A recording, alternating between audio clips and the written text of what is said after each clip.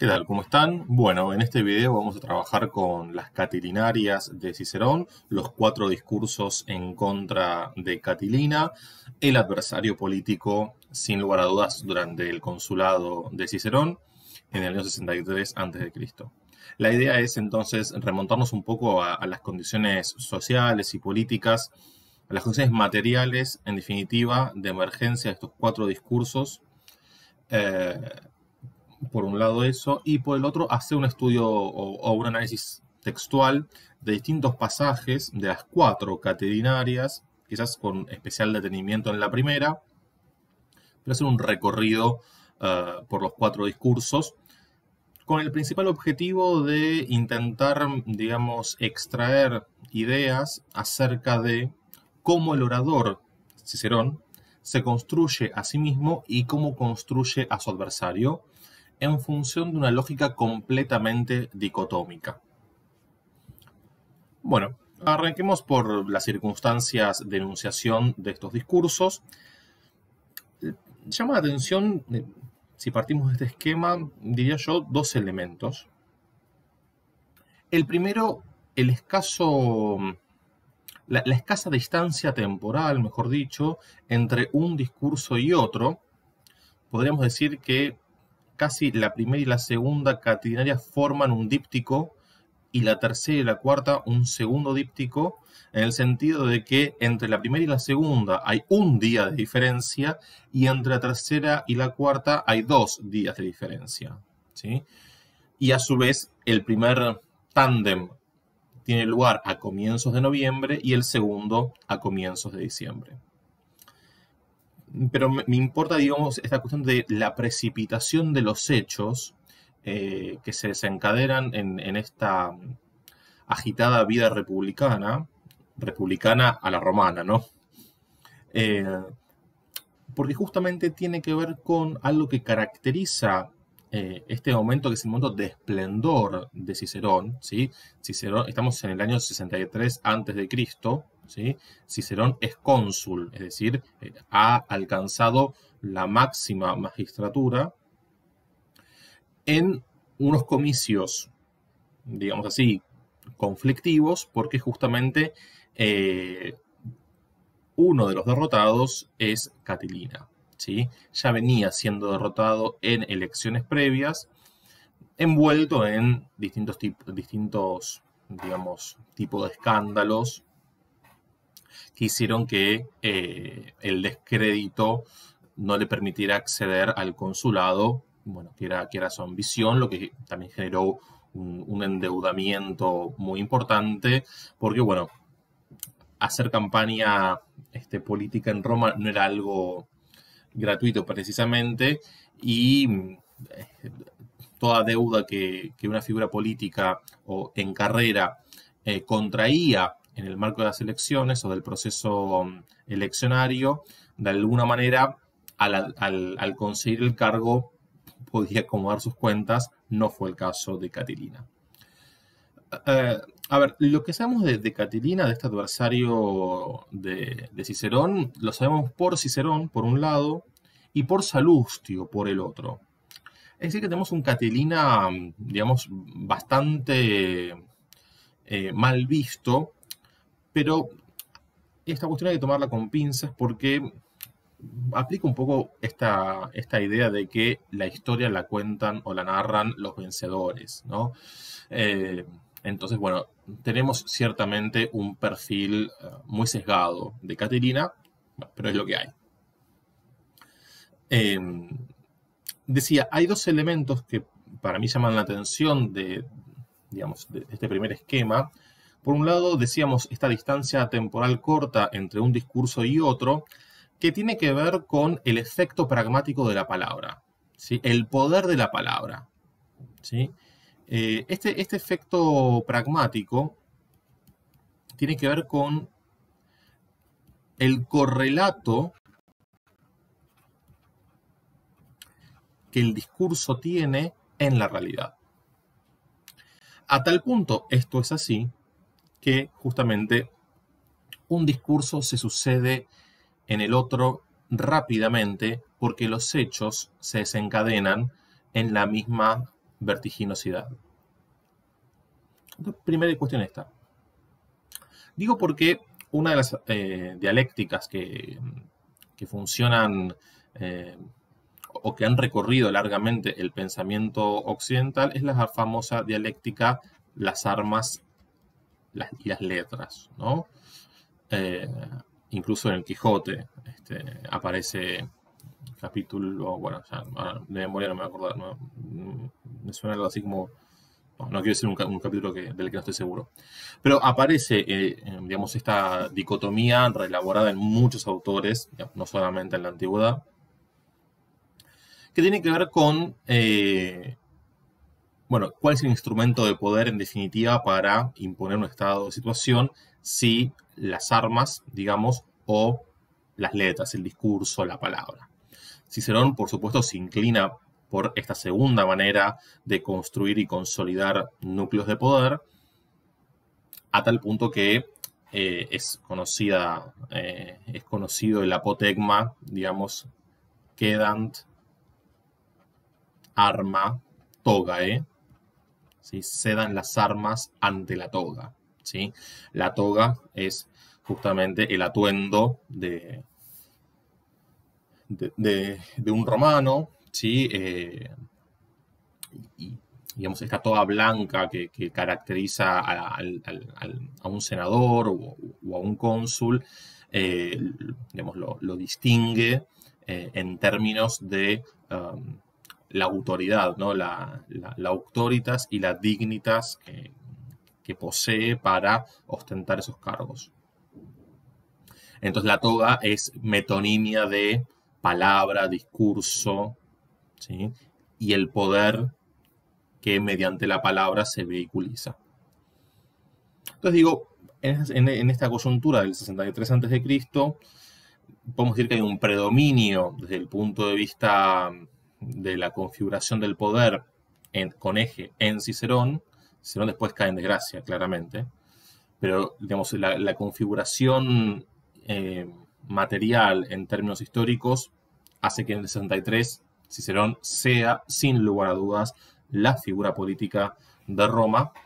Y en ese contexto, bueno, hay preeminencia de las letras sobre las armas. Esta dialéctica se invierte claramente con el correr de los años. Bueno, después de la muerte de César, ni hablar, porque, bueno, al enfrentarse contra Marco Antonio Cicerón, bueno, termina siendo asesinado. Y la otra cuestión, por un lado, esto de la distancia corta entre un discurso y otro, desde el punto de vista temporal o cronológico, en relación con el efecto pragmático de la palabra, ese primer elemento. El segundo elemento que quiero destacar de este primer esquema, tiene que ver con, por un lado, la destinación de los discursos, ¿sí? El auditorio, cómo está configurado, en algunos casos por el Senado, en otros casos por el pueblo romano, y el lugar donde Cicerón se pone de pie para pronunciar estos discursos, porque tiene que ver con, digamos, con la naturaleza performativa de todo discurso retórico. Este es el escenario, el templo de Júpiter Stator, el foro romano o el templo de la Concordia, ¿sí? Las distintas coordenadas espaciales donde se desarrolla, donde tienen lugar estos discursos, constituyen el escenario, ¿sí?, del teatro que monta Cicerón, porque justamente el orador apela, recurre a técnicas teatrales para ejecutar su discurso. Los discursos retóricos están pensados no tanto para ser leídos, que también, porque de hecho Cicerón después los hacía circular por escrito, ¿sí? La primera catenaria ha circulado días después, incluso por escrito. Es una pieza perfecta por donde se la mire.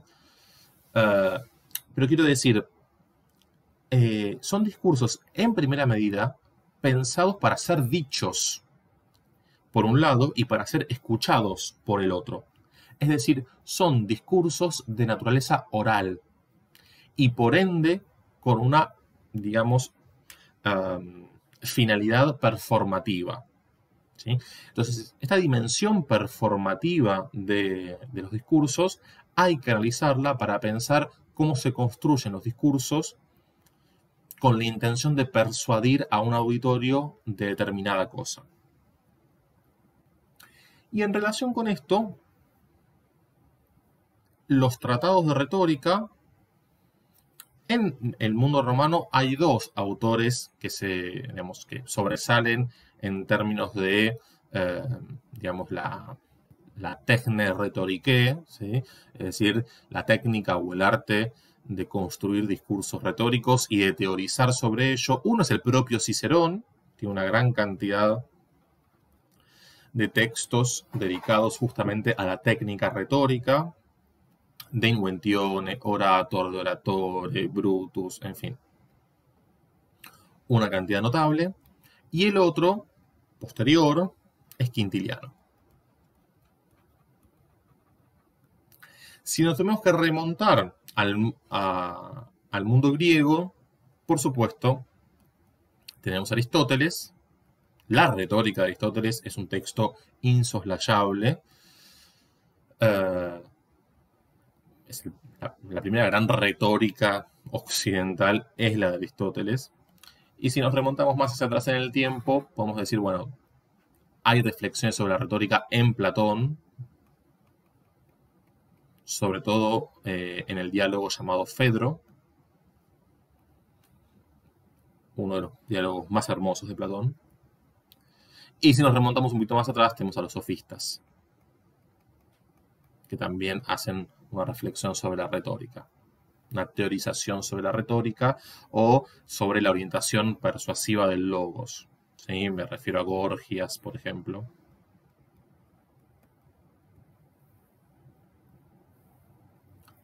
Protágoras.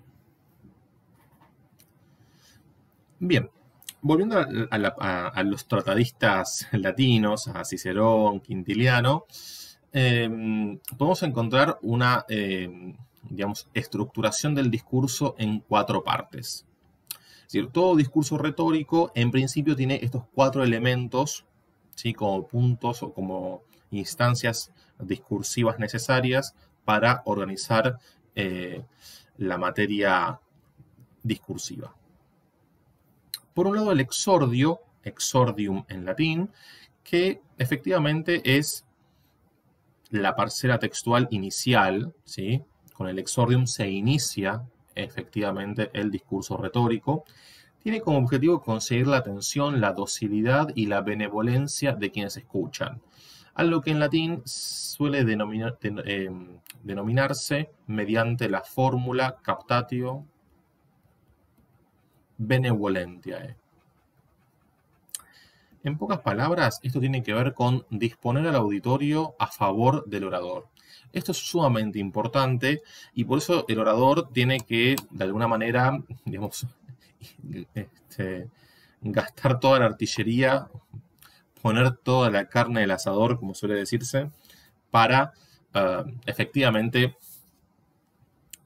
conseguir una buena disposición del auditorio, ¿sí? Disponerlo para bien, porque, insisto, son discursos que están pensados para convencer, para persuadir, ¿sí? O como el mismo Platón va a decir en el Fedro, ¿qué es la retórica sino el arte de conducir las almas mediante palabras?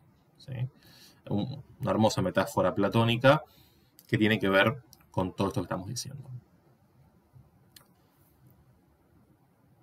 El segundo momento del discurso es la narratio, ¿sí?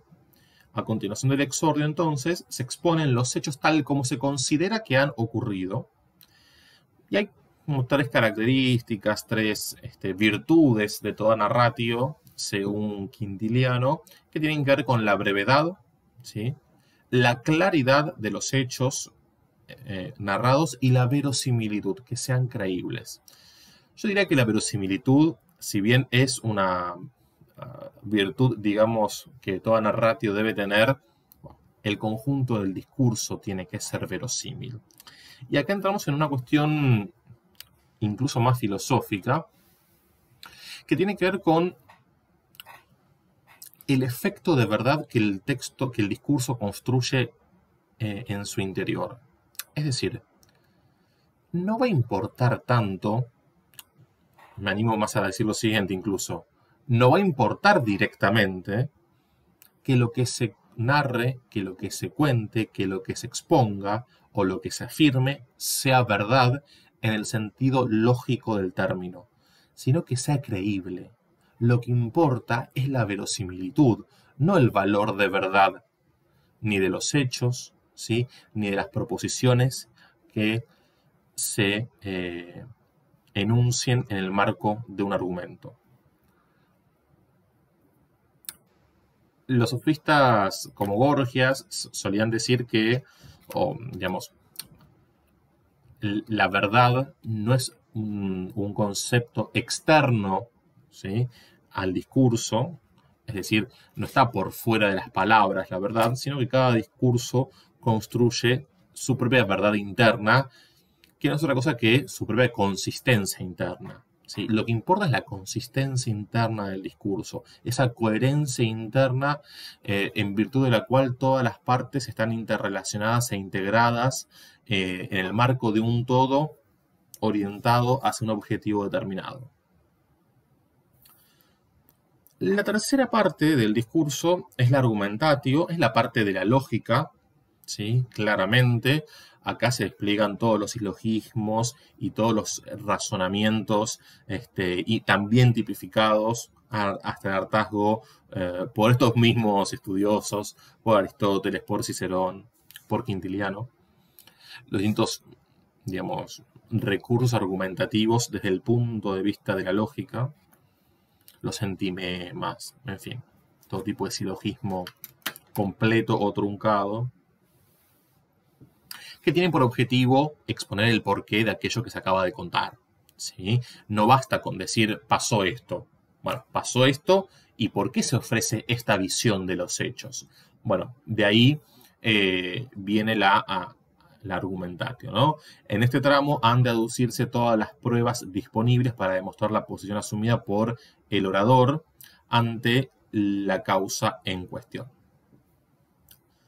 Y por último, la peroratio, ¿sí?, es el cierre del discurso, culmina con la peroratio el discurso, y acá, en este último tramo, más breve, el orador va a buscar refrescar en la memoria del auditorio todo lo expuesto, por un lado, y por el otro, se va a dedicar a gastar los últimos cartuchos para influir en los afectos.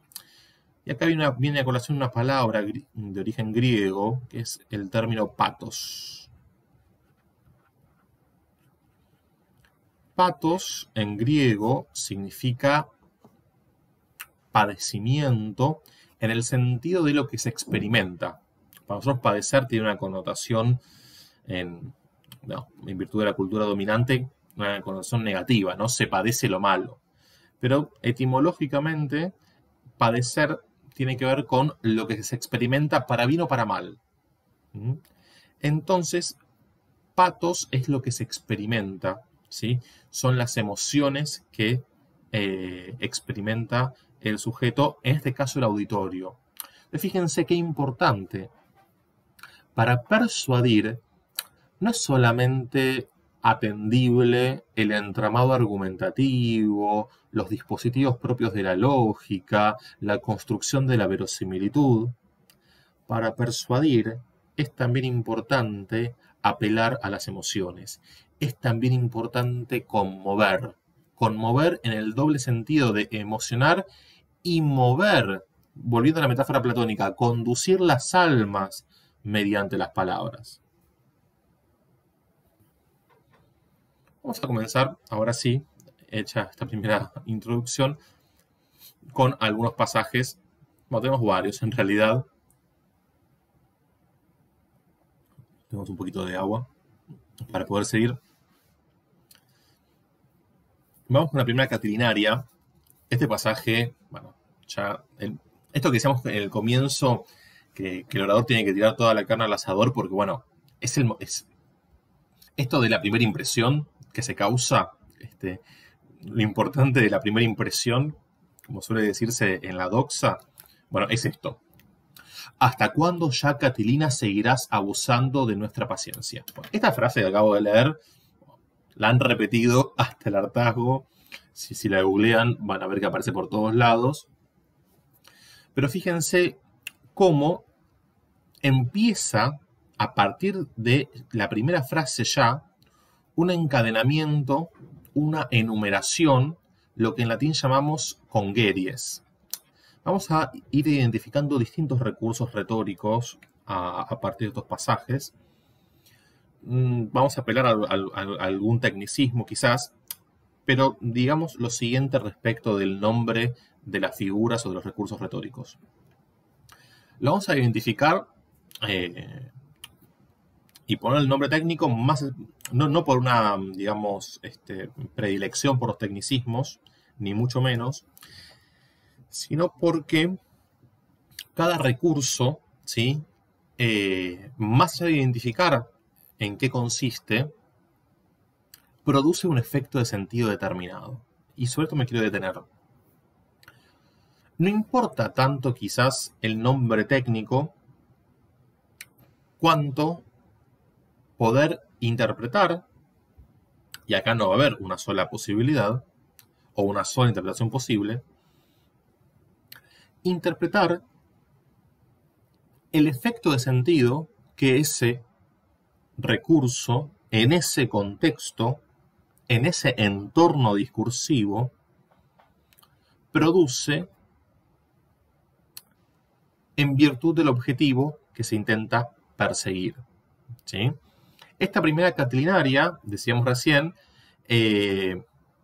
Cicerón la pronuncia el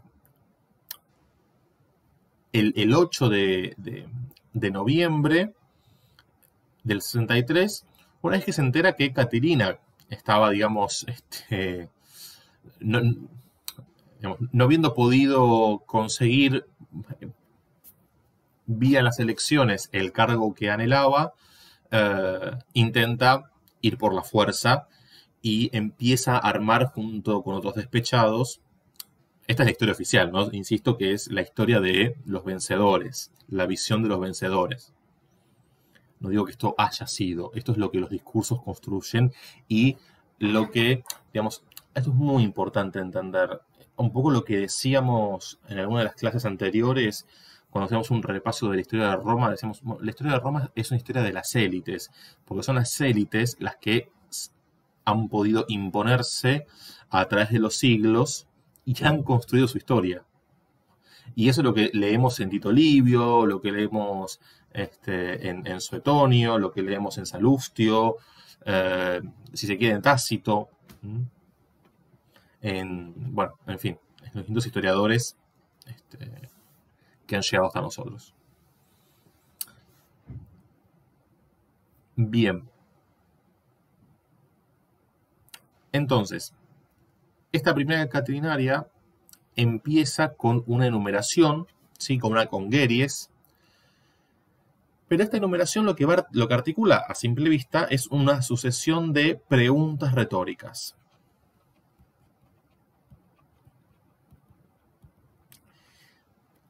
Y lo primero que se construye acá es esta idea de, bueno, hemos llegado a un punto límite, ¿no? ¿Hasta cuándo ya, Catilina, seguirás abusando de nuestra paciencia? ¿Por cuánto tiempo aún estará burlándosenos esa locura tuya? ¿Hasta qué límite llegará en su jactancia tu desenfrenada audacia? ¿Es que no te han impresionado nada, ni la guardia nocturna del Palatino, ni las patrullas vigilantes de la ciudad, ni el temor del pueblo, ni la afluencia de todos los buenos ciudadanos, ni este bien defendido lugar donde se reúne el Senado, ni las miradas expresivas de los presentes? ¿No te das cuenta de que tus maquinaciones están descubiertas? ¿No adviertes que tu conjuración, controlada ya por el conocimiento de todos estos, no tiene salida? ¿Quién de nosotros te crees tú que ignora qué hiciste anoche, qué anteanoche, dónde estuviste, a quiénes reuniste y qué determinación tomaste? Bueno, esto es Cicerón de cabo a rabo. Es decir, acumulación, enumeración, Anáfora, esto es repetición de una palabra al comienzo de una cláusula, no, no. Repetición de palabra, digamos, la anáfora se puede dar tanto en verso como en prosa, ¿sí? Cuando se da en verso es porque se repite la misma palabra al comienzo del verso. Cuando se da en prosa es porque se repite al comienzo de una cláusula o de una oración, ¿sí? Pero fíjense la acumulación. Por donde se lo mire, hay acumulación, ¿sí? Esta idea, ¿no? ¿Hasta cuándo? ¿Por cuánto tiempo? ¿Hasta qué límite? ¿No? Las primeras 3 preguntas retóricas están encabezadas por un pronombre interrogativo que apunta a configurar una situación tal que no se puede más. Se ha llegado justamente a un punto límite. A todo esto, fíjense, aparece el vocativo, Catilina, ¿sí? Toda vez que en un discurso aparece la segunda persona del singular, esa segunda persona del singular es el destinatario directo, porque es el que está marcado a través de la deixis de la segunda persona del singular en este caso, que es Catilina, que está presente en el Senado a todo esto. Ahora, Cicerón no le está hablando solamente a Catilina. Cicerón le está hablando también al Senado al mismo tiempo. Cuando hay un destinatario que no, está previsto por el orador y el orador se dirige sin mencionarlo, sin utilizar las marcas propias de la segunda persona, hablamos de destinatario indirecto. ¿Esto qué quiere decir? Que los discursos, y es una característica del discurso político en general, aún hoy, es un discurso que está tiene una múltiple destinación, ¿sí? Múltiplemente destinado, si se quiere. En el sentido de que, si bien el orador se dirige a alguien explícitamente y hasta utiliza un vocativo, también hay otros oyentes a los que el orador les presta atención y esa presencia deja sus marcas en el discurso, ¿sí? El discurso también está orientado a ellos. Es más, diría lo siguiente: poco le importa a Cicerón convencer a Catilina. Lo utiliza, ¿sí?, como destinatario directo porque hacia él van dirigidas todas las críticas, y para construirlo a él in situ y estando presente, para construirlo como el enemigo de la patria. Porque hacia allí es que se va a orientar el discurso. Entonces, los senadores están escuchando al cónsul de Roma decir que ese que está allí y que perdió las elecciones está conspirando contra la integridad del Estado.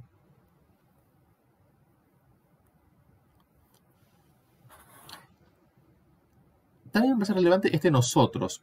La construcción de la deixis es muy importante en todo discurso en general, en un discurso retórico en particular, porque justamente nosotros está oponiéndose con un otros, ¿no? Y lo que está haciendo es relegar a la categoría de otro a Catilina. Ese nosotros incluye a unos y excluye a otros. Y en ese doble movimiento de inclusión de unos y de exclusión de otros, quien está adentro es Cicerón, quien está afuera es Catilina. Por eso dice: ¿quién de nosotros te crees tú?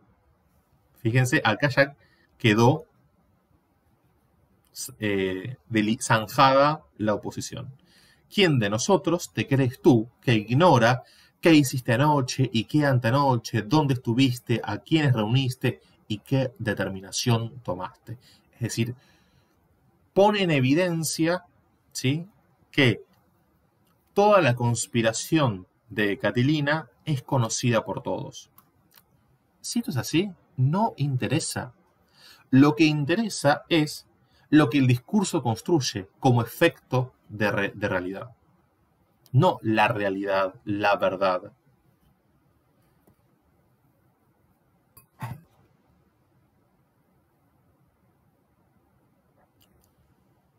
Vamos al segundo pasaje. Si un hombre eximio, Publio Escipión, pontífice máximo, aún en calidad particular, privó de la vida a Tiberio Graco, que perturbaba ligeramente la estabilidad de la República, nosotros, los cónsules, habremos de aguantar a Catilina, que se muere por arrasar a sangre y fuego el orbe de la tierra. Y eso que paso por alto hechos demasiado alejados de nosotros, como el de Cayo Servilio a Ala, quien mató con su propia mano a Espurio Melio porque tenía afición a las alternativas políticas. Bueno, fíjense cómo recurre a ejemplos del pasado, ¿sí?, para contrastar con este conflicto. Y después de la pregunta retórica, esta de acá, viene algo que es muy típico de Cicerón, que es un recurso retórico también, se llama preterición, praeteritio en latín. La preterición es una figura que consiste en afirmar que no se va a mencionar determinada cuestión, pero solapadamente se la está mencionando. Es decir, no voy a decir nada de lo que pasó en aquel momento, cuando Cayo Servilio Ala, que mató, hizo esto, hizo lo otro. Bueno, pero no era que no lo ibas a decir, no era que lo ibas a pasar por alto, ¿no? Entonces, es una manera solapada de decir lo que se niega que se va a decir. Existió en otros tiempos un valor tal en esta ciudad que los hombres enérgicos castigaban con penas más duras al ciudadano pernicioso que al enemigo más encarnizado. Tenemos contra ti, Catilina, una resolución del Senado, enérgica y severa. No es la responsabilidad de Estado ni la autoridad de este organismo lo que están fallando. Nosotros los cónsules, lo confieso sinceramente, somos quienes fallamos. Bueno.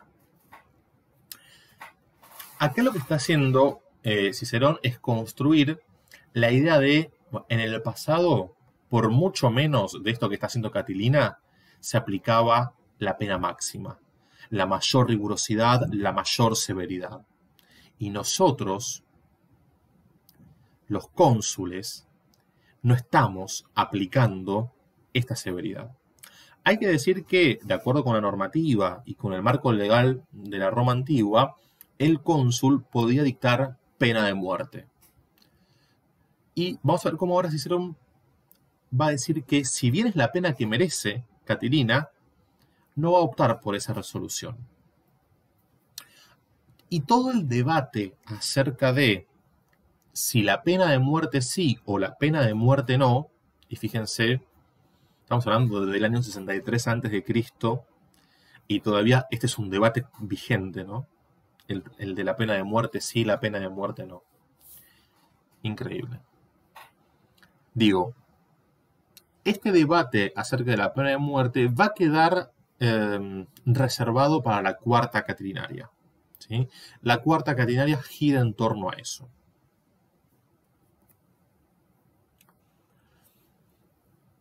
Dice, ¿qué más?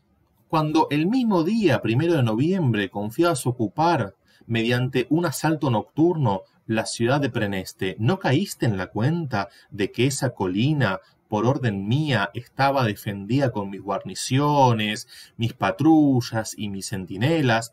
Nada llevas a cabo, nada maquinas, nada planeas, de lo cual yo no solo tenga noticia, sino que también lo vea y lo sienta con toda claridad. Pues fíjense esta enumeración más anáfora, ¿sí? Nada, nada, nada. ¿Ven? Al comienzo de cada cláusula aparece la misma palabra. Esa repetición se llama anáfora y además hay enumeración. Tenemos congruencias. Si hay algo que caracteriza a Cicerón, estos recursos son los predilectos, hay que decirlo, si bien hay otros. Si hay algo que caracteriza a Cicerón es esta idea de la saturación del sentido. Acumula.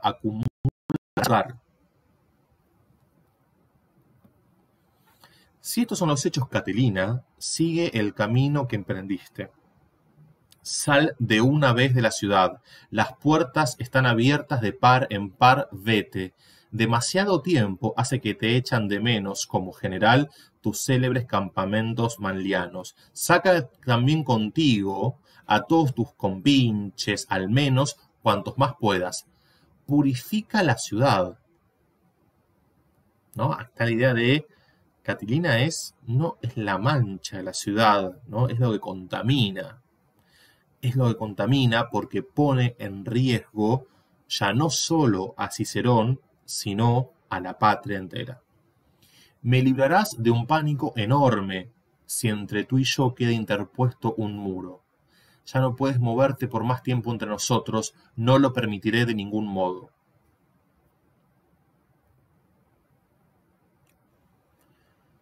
Bueno, un poquito largo este pasaje. Debemos estar inmensamente agradecidos a los dioses y a este mismo Júpiter Stator. Esto es una genialidad. Fíjense cómo aprovecha las condiciones performativas, ¿sí?, en las cuales se pronuncia este discurso. Porque digo, no es lo mismo hablar y tener una palmera detrás que hablar y tener nada más y nada menos que el templo de Júpiter Stator. Es decir,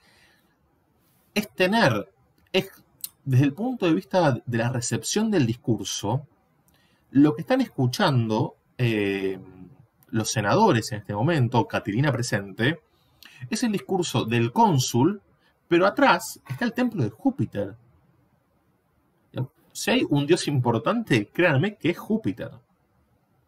No solamente dentro de la jerarquía olímpica, por ser el rey de los dioses, sino porque es Júpiter quien, de acuerdo con el mito fundacional, resuelve, determina que va a existir un pueblo destinado a dominar el mundo, que es Roma, que son los romanos. Que insisto, esto no tiene que ver con lo que haya pasado. Obviamente nadie piensa que esto pasó así. Tiene que ver con cómo el pueblo se construye y se piensa a sí mismo. Entonces, bueno, es de una habilidad notable el hecho de que en la improvisación, ¿sí?, porque este es el texto que después quedó y circuló, pero como toda performance, la performance, esto aparece en estos textos de filosofía del teatro de Jorge Dubati, tiene un carácter aurático, ¿no? Es decir, esa retroalimentación entre actores, porque el orador es en parte un actor, esa retroalimentación actores-espectadores tiene que ver con algo que se da en ese momento y de manera única, y es irrepetible, es irreproductible, ¿no? Por eso digo que hay un hallazgo acá en Cicerón en capitalizar las condiciones performativas de pronunciación del discurso, de pronunciamiento, perdón, del discurso. O pronunciación también, valen las dos palabras. Entonces, debemos estar inmensamente agradecidos a los dioses y a este mismo Júpiter Stator, antiquísimo guardián de esta ciudad, porque ya tantas veces hemos podido escapar de este azote tan espantoso, tan temible y tan funesto. Otra vez, tan.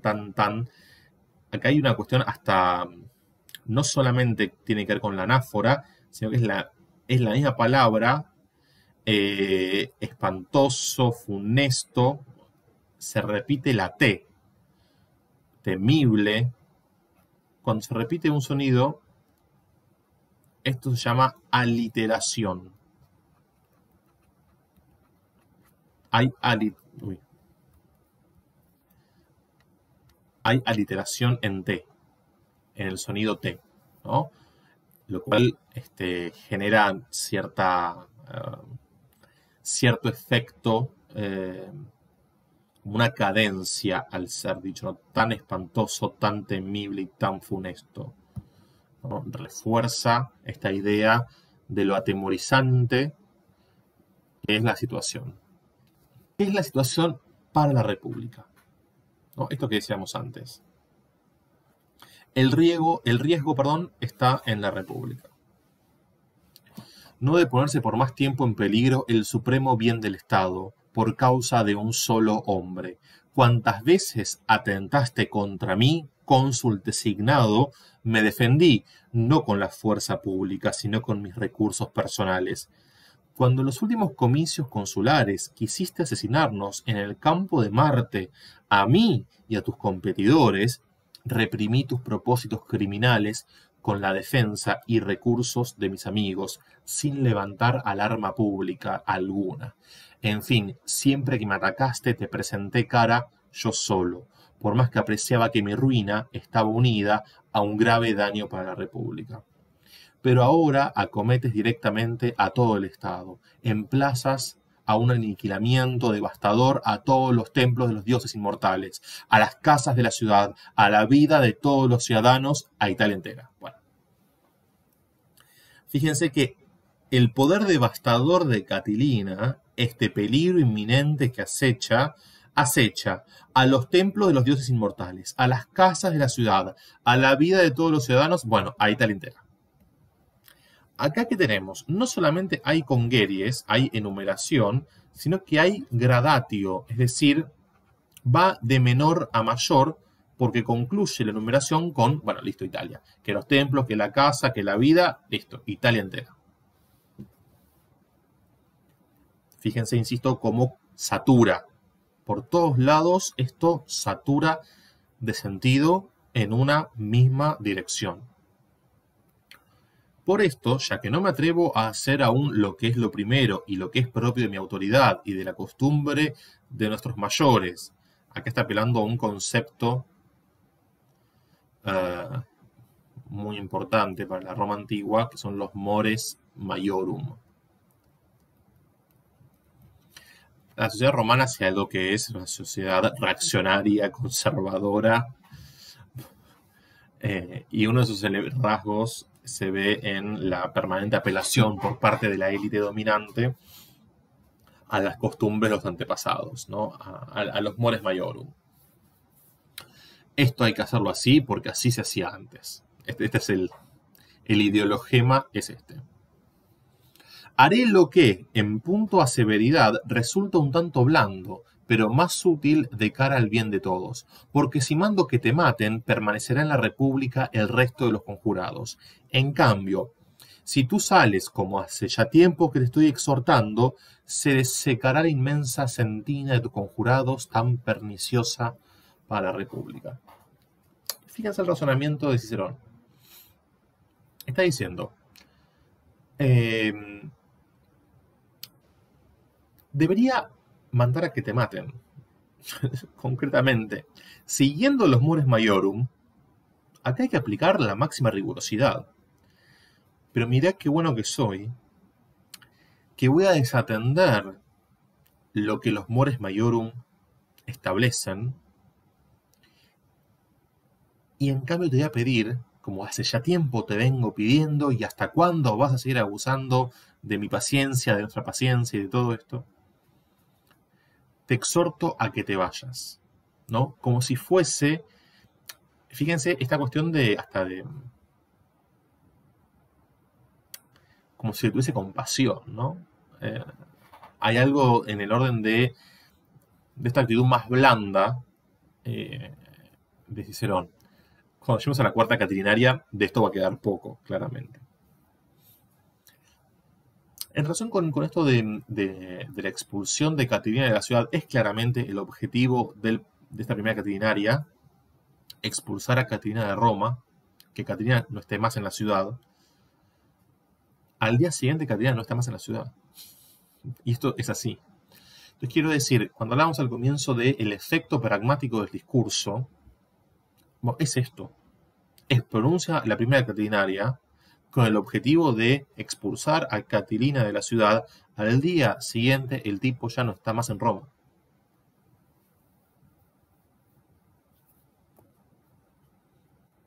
Sigue.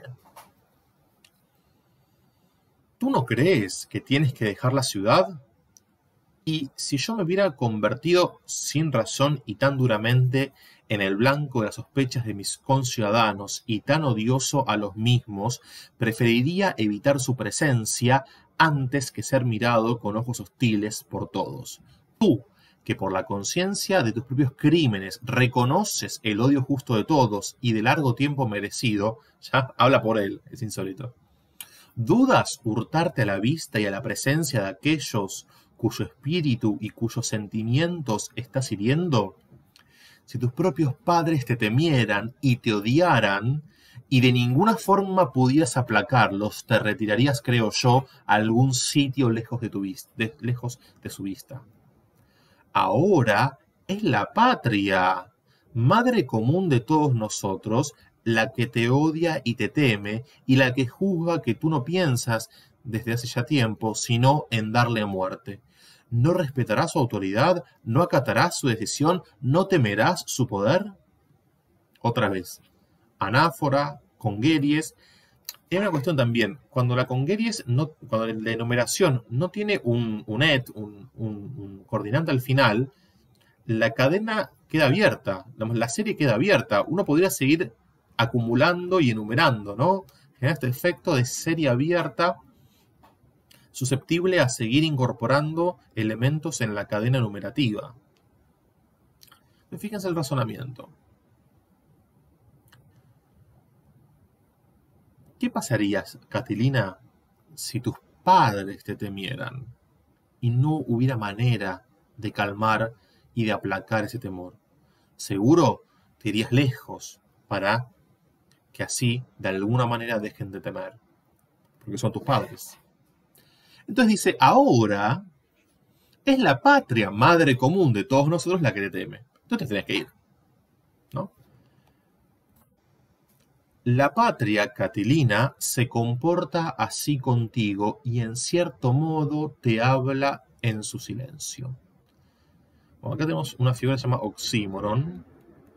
El oxímoron es una forma de antítesis que consiste en reunir en una misma expresión elementos contrarios, hablar y silencio. Y lo que viene a continuación es una genialidad total. Es lo que le dice la patria a Catilina, es el discurso directo de la patria en boca de Cicerón. La patria, Catilina, te habla en silencio. 2 puntos, comillas, empieza a hablar la patria. De pronto la patria cobra vida. Cicerón es casi un intermediario poseído por la patria, pronuncia este breve discurso. Esto se llama prosopopeya. La prosopopeya es técnicamente un discurso directo de una entidad inanimada. Y esa entidad inanimada o abstracta es claramente, en este caso, la patria. Entonces fíjense cómo en un juego de roles, como en el teatro antiguo, Cicerón cambia de máscara, dicho metafóricamente. Ya no es Cicerón el que habla. Él es simplemente el instrumento, la voz ejecutora del discurso de la patria, que le teme a Catilina, que le habla en su silencio. Lo que empieza a construirse a partir de este momento es la progresiva homologación Cicerón-patria. Recuerden que hace un rato lo que decía Cicerón es: toda vez que me atacaste, que conspiraste en mi contra, etc., estabas atacando a la República. Bueno, es esto. Esta progresiva homologación, yo soy la patria. El ideologema subyacente de todo esto es esta idea, yo soy la patria. Fíjense qué mensaje. Desde hace ya unos cuantos años, dice la patria a través de la voz de Cicerón, desde hace unos cuantos años no ha existido ningún delito si no fue por culpa tuya. Bueno, esto es una hipérbole de acá a la China, ¿no? No ha existido ningún delito si no fue por culpa tuya, ninguna infamia sin tu participación. Solo respecto de ti quedó en franca impunidad la muerte de muchos ciudadanos, la vejación y saqueo sufridos por los aliados. Fuiste capaz no solo de no respetar las leyes y los tribunales, sino también de derrocarlos y conculcarlos.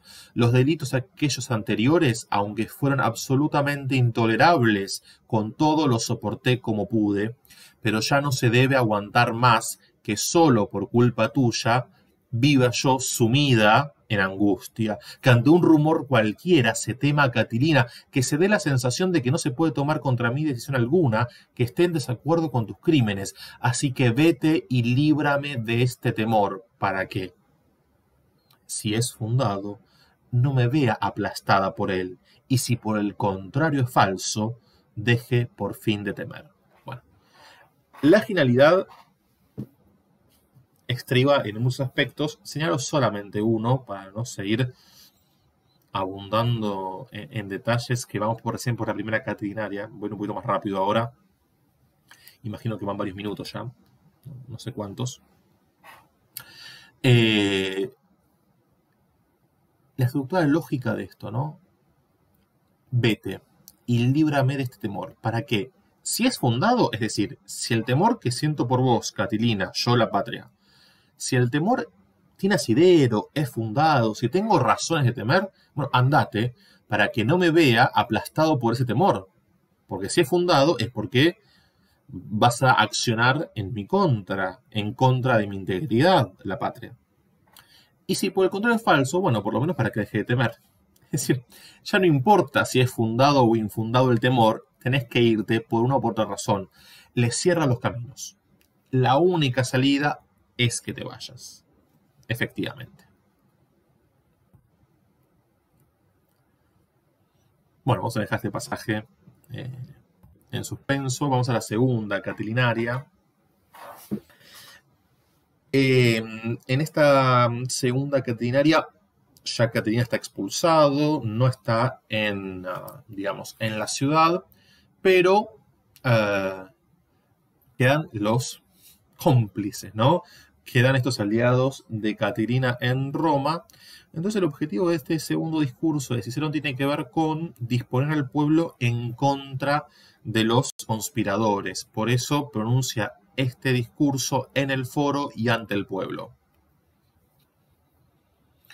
Por fin, Quirites es un apelativo que usaban los latinos para referirse al pueblo todo, a los ciudadanos.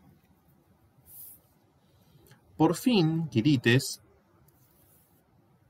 hemos expulsado de una vez de la ciudad, o lo hemos hecho salir, o lo hemos acompañado, marchándose él, con palabras de despedida, a Lucio. Es muy gracioso. Sea como sea, ¿no? Se fue, ¿no? A Lucio Catilina, que en su audacia desvariaba, que respiraba crimen, que tramaba impíamente la perdición de la patria y que amenazaba destruiros a sangre y fuego a vosotros y a esta ciudad. Se fue, salió de la ciudad, huyó, escapó precipitadamente. Fíjense cómo utiliza variantes sinonímicas para decir y abundar en lo mismo. Ese monstruo de mal presagio ya no acarreará ninguna ruina, estando dentro de la ciudad, sobre la misma ciudad. Y hemos vencido ciertamente sin discusión a este único cabecilla de esta guerra civil, pues ya no rondará su famoso puñal entre nuestros costados, no estaremos con el alma en un hilo en el campo de Marte, en el foro, en la curia, en fin, entre las paredes de nuestra propia casa. Fíjense cómo recorre lugares que simbólicamente, políticamente, no son cualquier lugar. El campo de Marte, el foro romano, la curia, donde se reúne el Senado, ¿no? Es decir, va seleccionando en esta numeración, digamos,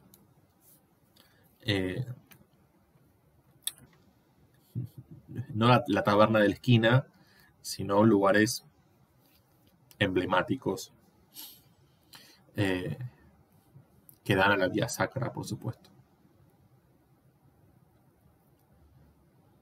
Bueno, hay mucho para trabajar con esto.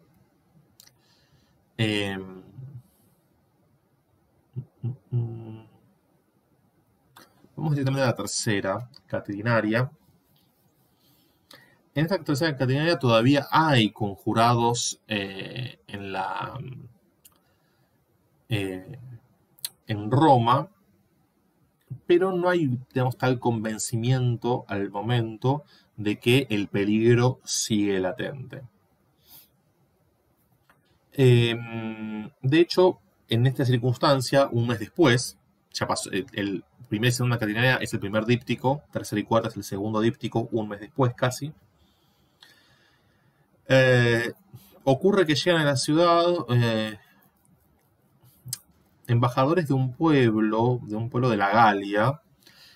La Galia ya había, ese sector de la Galia de los alóbroges ya había sido anexado años antes, y vienen a quejarse ante el Senado por cuestiones administrativas de ser una provincia romana. Y Léntulo, que es uno de los conjurados, es uno de los, digamos, de quienes secundaban a Catilina, intenta sumar a esta gente que venía descontenta en contra del Senado romano, sumar aliados a sus filas.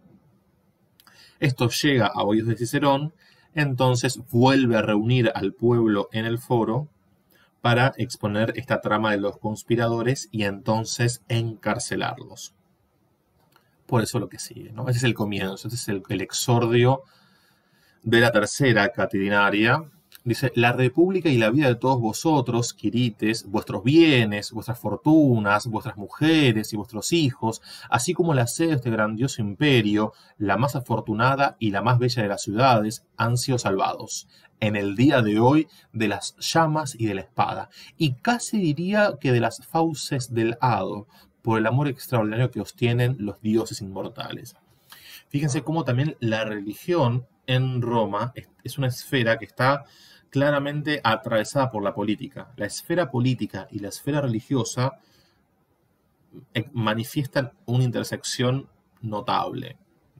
En sintonía con esto que decíamos de la primera catenaria, que Cicerón habla con el templo de Júpiter detrás, un poco también esa línea. Y os han sido conservados y restituidos gracias a mis fatigas, a mi vigilancia y a los riesgos que corrí. Y si para nosotros no es menos feliz y radiante el día en que se nos salva la vida, que aquel en que nacemos, porque el gozo de vernos salvados es cierto, en tanto que en las condiciones con que nacemos son inciertas, y porque nacemos sin tener conciencia de ello, pero nos salvamos sintiendo placer, es obvio que, si amparados en nuestra propia benevolencia y en lo que se decía, elevamos al rango de los dioses al fundador de esta ciudad, es decir, a Rómulo, vosotros y vuestros descendientes deberéis honrar la memoria de quien salvó una vez fundada y engrandecida a esa misma ciudad, es decir, a mí. Entonces fíjense cómo en esta cuestión de la homologación Cicerón-Patria aparece también esta idea de Cicerón como el salvador de la patria, el salvador, el que protege la integridad de la república.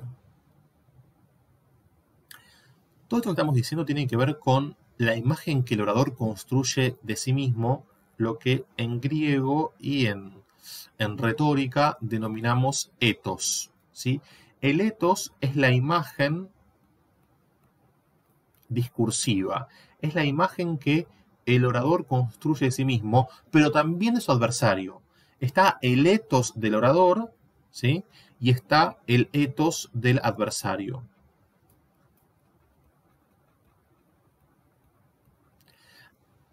Y en el caso de estas cuatro catenaриas, la relación que hay entre estas dos configuraciones de etos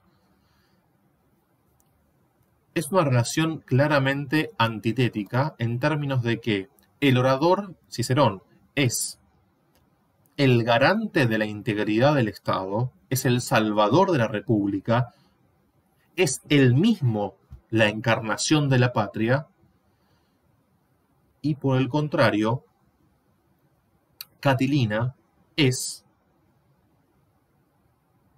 el que conspira en contra del bien de la patria, es el que va a arruinar todo, el que va a destruir con sangre, con espadas y con llamas lo que haya de república, lo que haya de ciudad, lo que haya de la Roma fundada por Rómulo, ¿no? Está un poco esta lógica antitética, de manera tal que toda vez que Cicerón eleva su etos, por contrapartida, ¿sí?, hace que se hunda el de Catilina. Porque cuando expulsaba a Catilina de la ciudad, y ya no temo el odio que engendra esta palabra, pues es más de temer el que viene del hecho de que se ha marchado con vida, entonces ya ahora es un problema que esté con vida. Fíjense, ¿no?, cómo va sembrando. Entonces digo, cuando quería desterrarlo, creía que o bien la cuadrilla de los otros conjurados saldría junto con él, o bien los que permanecieran, aquí sin él, quedarían impotentes y débiles. Y cuando vi que aquellos de quienes yo sabía que estaban más enardecidos en criminal furor seguían con vosotros y se habían quedado en Roma, me pasé días y noches enteras adivinando y viendo cuáles eran sus manejos y sus proyectos, con el fin de que, como mis palabras iban a hallar muy poco crédito en vuestros oídos por la enormidad de un crimen tan increíble, yo tuviera en mis manos los hilos de lo que se estaba tramando, de tal modo que viendo con vuestros propios ojos el mal que se hacía, os resolvierais por fin a atender a vuestra salvación.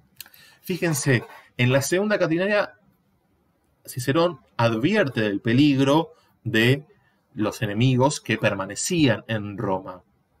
Y ahora está diciendo, ustedes no me creyeron. Estuve día y noche adivinando, viendo qué tramaban para exponer los hilos de esa trama frente a los ojos de ustedes. No me creyeron porque era todo tan increíble que nadie podría creer. Pero ahora que lo ven con sus propios ojos, sálvense. Atiendan a vuestra salvación. El cuarto discurso en contra de Catilina, 2 días después de este, en el Templo de la Concordia y ante el Senado, tiene que ver con tomar una resolución. Fíjense, cuando se reúne con el Senado tiene que ver con tomar una resolución. Cuando se reúne con el pueblo tiene que ver con ganar la adhesión popular, que es el apoyo político necesario para la política que intenta ejecutar. Veo, senadores, dice Cicerón, que los semblantes y las miradas de todos vosotros se han vuelto hacia mí. Claro, Cicerón, hay que decirlo, habla en último lugar, ¿sí? Anteriormente había hablado César en contra de la pena de muerte, que es el tema del cuarto discurso. Entonces ahora le toca a Cicerón hablar. Recoge el guante y dice, veo, senadores, que los semblantes y las miradas de todos vosotros se han vuelto hacia mí. Veo que estáis intranquilos, no solo por el peligro que corréis vosotros y la república, sino también por el que, aún conjurado puedo correr yo. Fíjense cómo pone en una misma línea la república y el yo. Me halaga en medio de mis males, y es digno de agradecimiento en el dolor vuestro interés por mí. Pero por los dioses inmortales, dejaos de eso. Y echando al olvido mi propia salud, pensad en vosotros mismos y en vuestros hijos. En cuanto a mí, si tal es la condición que ha recaído sobre mi consulado, la de tener que soportar todas las amarguras y todos los dolores y angustias, las llevaré, no solo con la fortaleza que también de buena gana, sino también de buena gana, siempre que de mis trabajos dimanen honor y bienestar para vosotros y para el pueblo romano. Es decir, fíjense en en este comienzo de la cuarta catilinaria, Cicerón está, digamos, corriéndose falsamente, ¿no? Esta cuestión hasta como de falsa modestia, ¿no? De impostación, de bueno, si yo tengo que caer, caeré. Y en este mismo tono sigue: yo soy senadores, ese cónsul que no he visto jamás libres de riesgos mortales y de acechanzas, ni el foro en el cual se encierra toda justicia, ni el campo de Marte consagrado por los auspicios consulares. El foro es el lugar de reunión del pueblo. El campo de Marte es el lugar donde se llevan a cabo las elecciones para el consulado, la máxima magistratura. La curia es el lugar de reunión del Senado. Fíjense, insisto, los lugares que elige para mencionar. Es el desarrollo de la vida pública romana, se lleva a cabo en el foro, en el campo de Marte, en la curia. Ni la curia, último refugio de todos los pueblos, ni la casa, lugar de asilo para cada uno, ni el lecho en que se nos ha dado para el descanso, ni, en fin, este asiento de honor. Fíjense que, si se quiere, acá, en esta enumeración, en esta concatenación también, digamos, conectada por este coordinante copulativo, la gradación, si se quiere, es al contrario, ¿no? El foro, el campo de Marte, la curia, y después la casa, el lecho, el asiento.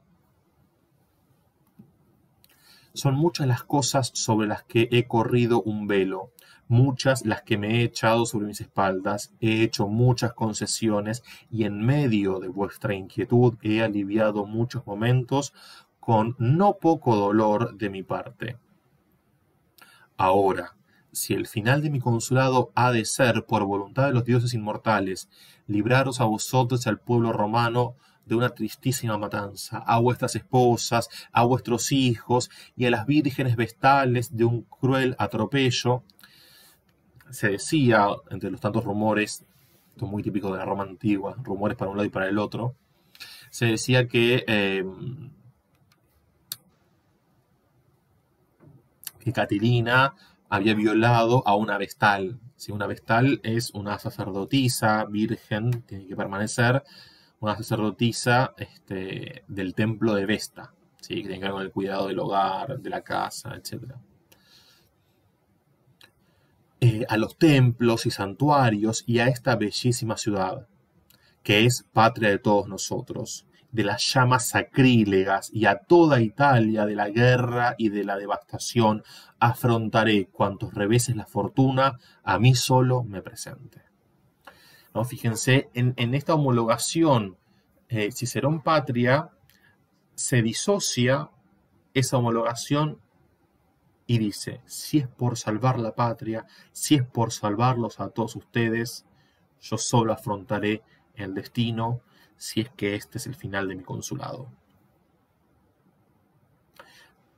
Lo que está construyendo de esta manera es el enorme peligro inminente de que esta gente, aún apresada, aún encarcelada, aún el otro exiliado, aún así, la vida de estos pone en riesgo la integridad no solo de todos nosotros, sino de Italia entera. Ahora, antes de seguir expresando mi parecer, quiero deciros unas palabras sobre mí mismo. Bueno, como si faltara que hablara de sí, ¿no? Fíjense qué importante que es esto de la construcción del etos, ¿no? Sé que me he ganado la enemistad de tanta gente cuanta forma en la banda de los conjurados, que, como veis, es numerosísima, aunque yo los considero un grupo indigno, de poca fuerza y despreciable.